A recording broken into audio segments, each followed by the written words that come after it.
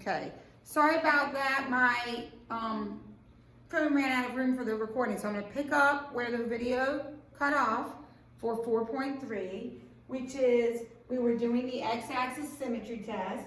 We plugged in the negative y, we squared it, and it became positive y squared. So that means when we made the y negative, it returned to the original. That tells me it has x-axis symmetry. If it doesn't return to the original, then it won't have x-axis symmetry. So x-axis work, but we have to test all the others. So to test y-axis symmetry, we're going to make the x negative. So we're going to make that x negative. So negative x squared plus y squared equals 1. Well, what happens when I square a negative? It becomes positive. Does this return to the original? Yes. So then it also has y-axis symmetry, but we're not done.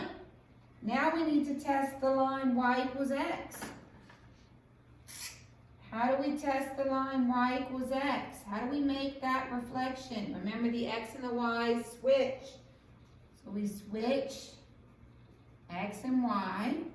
So the x becomes y, so y squared plus x squared equals 1. Is this basically the same as the original? Yes, it is. So it also has the line y equals x symmetry. And then we have the new test, the origin. How do we test the origin? That's the new one. The very last one we talked about. Both the x and the y, you make negative.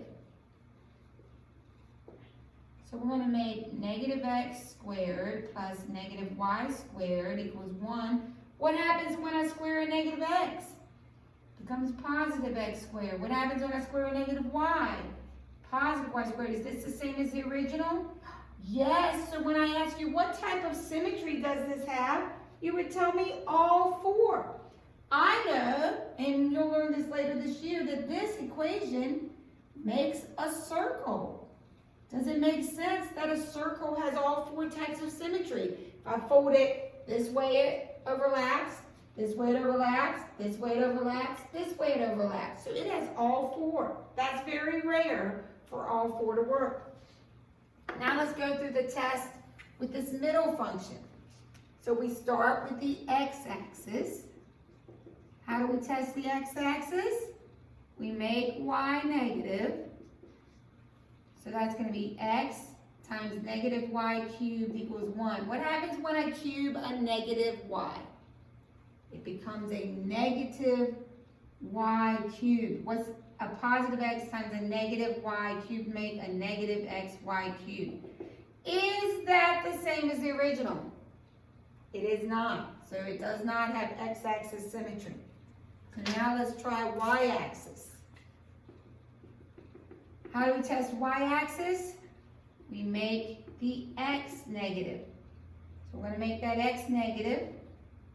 Multiply it by y cubed equals 1. Is there any way for this negative x times y cubed to go back to being positive x times y cubed? There is not. So y-axis fails. So now we're going to test the line y equals x. How do we test the line y equals x? We switch x and y. So the x becomes y, the y becomes x cubed. Is there any way to simplify that so it'll look like the original? There is not. So this type of symmetry fails. So all we have left is the origin. If none of them work, it has no symmetry at all. But let's see if the origin works. The origin, we make both x and y negative. So this becomes negative x times negative y cubed. What happens when I cube a negative y? It becomes a negative. So negative x times negative y cubed. What happens when I multiply two negatives together? They become positive xy cubed equals 1. Is that the same as the original? Yes. So the origin is the only type of symmetry this graph will have. The last example, we're going to go through our symmetry test one more time to make sure you've got this down. We test the x-axis first. How do we test the x-axis? We make the y negative. So that's going to be x times x minus y equals 1. Is there any way to simplify that so it ends up looking like this? I mean, this would make x squared plus xy. If we distribute, that makes x squared minus xy. Is that going to look like the original? No, so x-axis fails. So now we're going to try the y-axis. How do we test the y-axis for symmetry? We make the x negative. So we get negative x times negative x plus y equals 1. If we distribute that, we get positive x squared minus xy equals 1. Is that the same as the original? It is not, so y-axis fails.